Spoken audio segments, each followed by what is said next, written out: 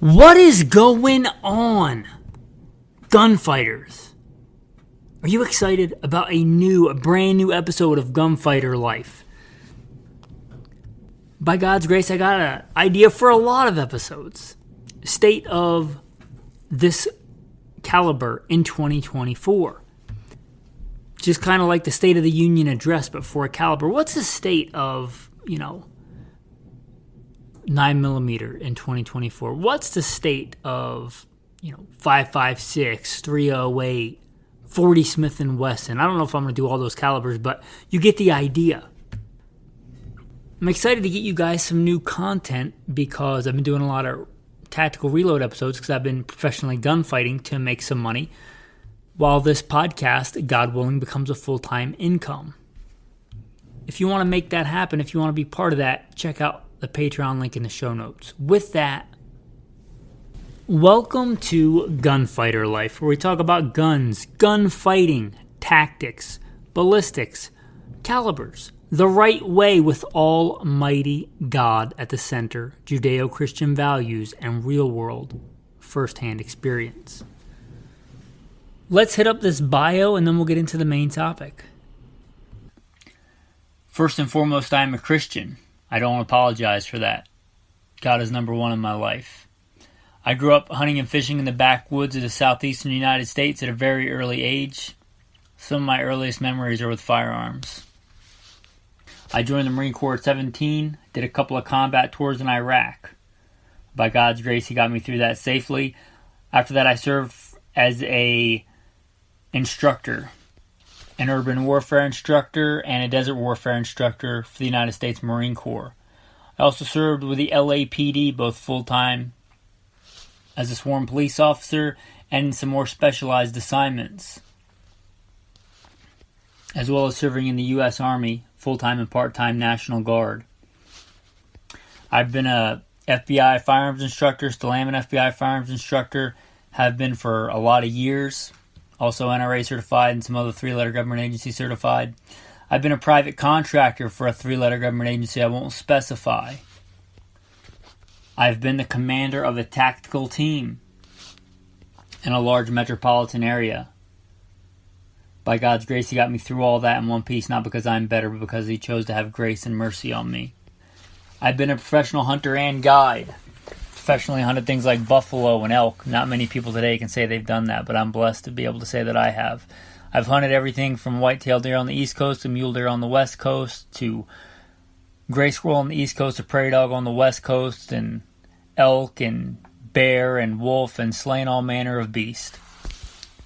A state rifle and pistol champion a few times over in a few different disciplines. Now those experiences, it's not because I'm bigger or badder. Certainly not bigger. In fact, I met one of the patrons in real life, and he said something to the effect of, "I thought you'd be bigger." Reminded me of that William Wallace movie, where he's like, "Oh yeah, if William Wallace were here, he'd shoot lightning bolts out of his rear end." Well, I'm not William Wallace, but I am the person that did all those things in the bio. But not because I'm bigger or badder. I don't think that I survived when many other young good men did not. I give all the glory and all the credit to God, all the talents and experiences that He's given me and the things that He's let me live through. I hope to use them to glorify God and to help you today. So if I boast in anything, it's not in my strength, it's in that God had mercy on me and saved me because He had a purpose for me. And hopefully I can use those talent, skills, and abilities to serve you today. State of the 30-06 in 2024. The old warhorse served us through 2 world wars. Not quite as long-lived, I think, in our military service as 45 ACP, but still a very long-lived caliber, a mainstay of Americana in the 20th century. The old 30-06 developed before that in 3003 is slightly different. They did things a little bit different back then. A lot of times they would just standardize on a grain weight. The original one was 220 grain round nose bullet. They quickly went to a Spitzer bullet, and the 30-06 was born. So although the name suggests .6, it predates it by a little bit. 30-06, no doubt taken from Mauser inspiration cartridges, which may have been inspired by another cartridge. But we in America like the 30 calibers. But kind of our OG 30, the 30-06. Service in World War I, service in World War II, both in the 1903 Springfield and the M1 Garand. And let's not forget the 1917, which actually served in greater numbers in World War I than the 1903 Springfield did. But good rifles, good cartridge. And when a lot of those GIs came home and wanted to put meat on the table, they liked that old .6, and they told their buddies, and many people who never served liked the .6. The .6, although born out of a military cartridge, continued and sallied forth on its merits, I think, as a hunting cartridge ever since the 50s. Because in the 50s, we switched over briefly to the 308 as a main infantry rifle cartridge. But it was, I think, really what's kept it going, at least the past 50 years, has been the street cred of putting beasts in the dirt, of good performance for hunting. I'm not so much going to focus on the war history of the 30-06. This is not a history podcast. This is, practical aspects of modern-day gunfighting and hunting, and survival. The subtitle of this podcast is Survival Guns, and there's a duality of, to me, a survival gun of putting meat on the table and protecting oneself. Well, we've already checked the box of protecting oneself, right? The 30-06 certainly can do it. We fought 2 world wars with it. It can also put meat on the table, and it is great at that. It is, for a hunting cartridge, I don't think it's the best crossover survival cartridge in the modern day, but for the most versatile hunting cartridge for medium and large game in North America, the 30-06 to me is that. It is the most versatile. Although I think it's kind of a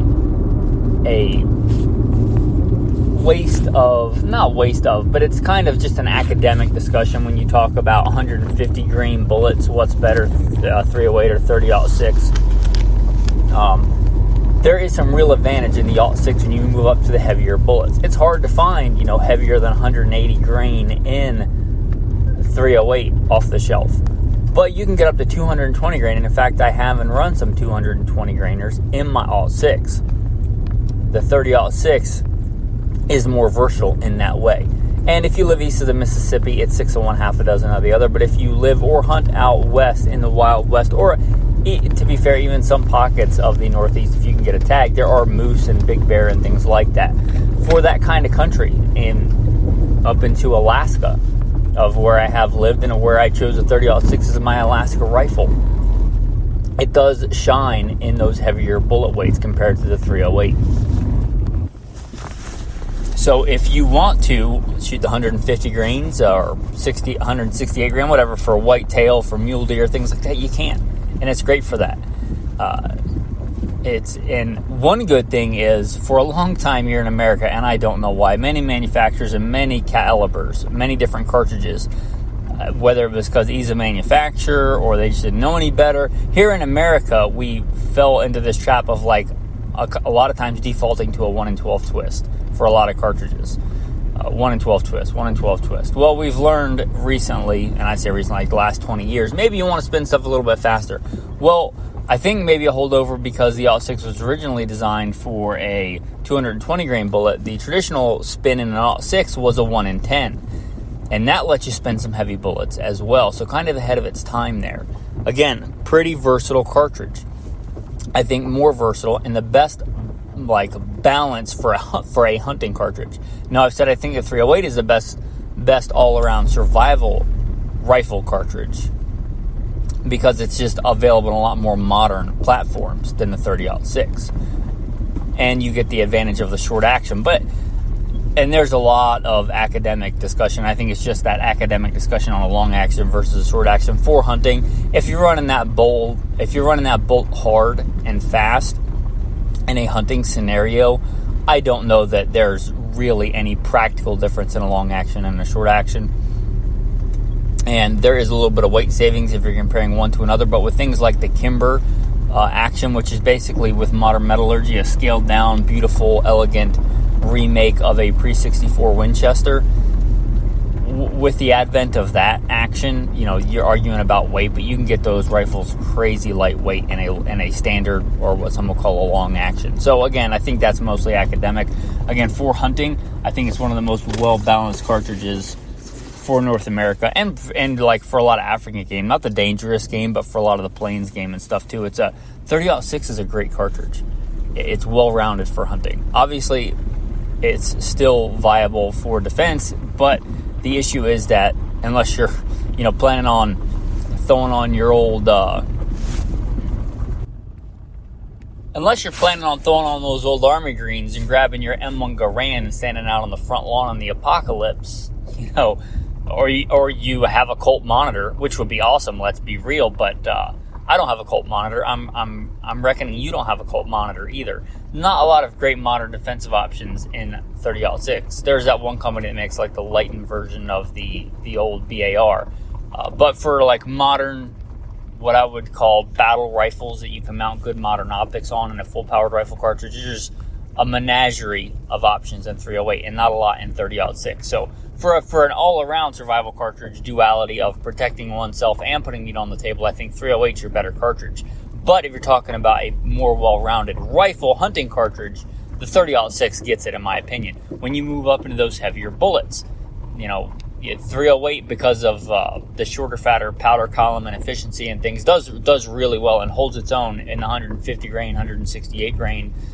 But the 30-06 just has more powder capacity. When you start moving up into those heavier bullets, in my opinion, it shines. And a lot of times, again, you top out a lot faster in the 308 in factory loadings than you do in the 06. It's a great, well-rounded rifle cartridge. It's killed everything in North America and a lot of things in Africa.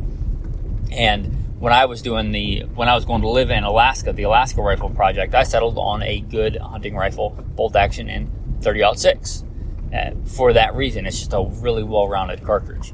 It's a phenomenal cartridge. It continues to be so, and it's a classic Americana. And I think we're starting to see a little bit of a resurgence in the 06, just like we're seeing a little bit of a resurgence in the lever actions. I'm hoping that this fad of long-range hunting is dying out. I got no problem with long-range shooting steel, but I've talked about it before just because of time of flight and how math works. I'm not a big fan of long-range hunting and all but real survival situations where you're going to die without putting meat on the table. And hopefully we're seeing a little bit of resurgence of that. I think that was kind of pushed on naive Easterners as to think that you have to shoot more than 300 yards to be a successful elk hunter, and that's just not true.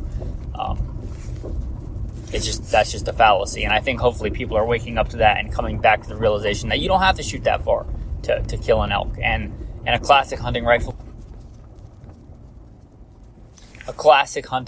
in 30-06 will do that. We'll do that all day long. And I'm hoping there's a resurgence in that, and we'll see a little bit more of that. Maybe we could use a little bit more classic Americana and, classic American hunting cartridge. Anyway, that's my thoughts on the 30-06 in 2024. Your tactical tip of the day. Not going to be on hunting at all. We talked a lot about hunting and battlefield stuff in this episode. How about we talk about fishing? It's getting up on fishing season. Now, I love fishing. I love bass fishing with a nice bait cast rod. And there's nothing wrong with good fly fishing in a stream with waders and a nice fancy rod and reel. But that's probably not what you're doing in the apocalypse for survival. How about fishing with a bottle? And I'm not talking about the old school jug fishing. I learned this from immigrants when I was living in Southern California. If you guys don't know, I worked LAPD for a time. You guys probably do if you listen to the bio. But it seems like a long time ago. But what people would do there, if they were poor immigrants fishing for food, they would take a piece of fishing string. You could just tie it onto the bottle or run it through the cap of the bottle and screw it down. And then you wrap the line using common sense as to how it will spool off the bottle, and you wrap it around the plastic bottle. I assume you could do it with a glass bottle too, but I saw it with a plastic bottle. And you wrap it around the plastic bottle.